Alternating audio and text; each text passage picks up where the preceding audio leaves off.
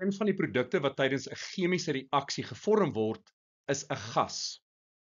Watter grafiek van volume teenoor tyd stel die vorming van hierdie gas totdat die reaktant se opgebruik is, die beste voor?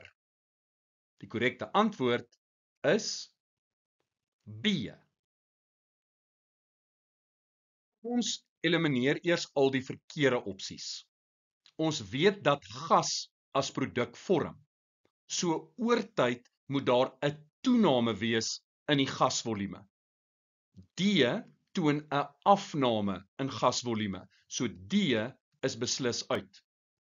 Ons kan ook aanvaar dat daar nie enige gasproduk aan die begin van die reaksie reeds teenwoordig is nie. So daar kan nie enige gas wees by tyd 0 nie. So C is ook verkeerd. Dit laat ons met A en B.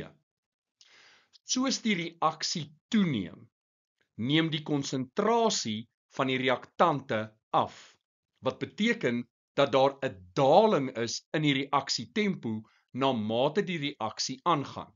So dit beteken A is ook verkeerd, want die reaksietempo bly nie lineêr van begin tot einde nie. Die korrekte antwoord is dus B.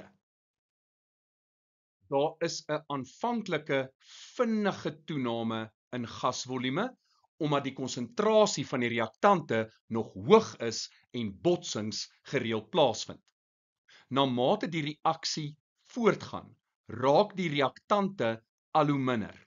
So, daar is 'n afname in die reaksietempo. Die gradiënt is minder styl. En laastens sien ons, daar is 'n afplatting van hierdie grafiek. En dit gebeur as al die reaktante opgebruik is en daar geen verdere gas gevorm word nie.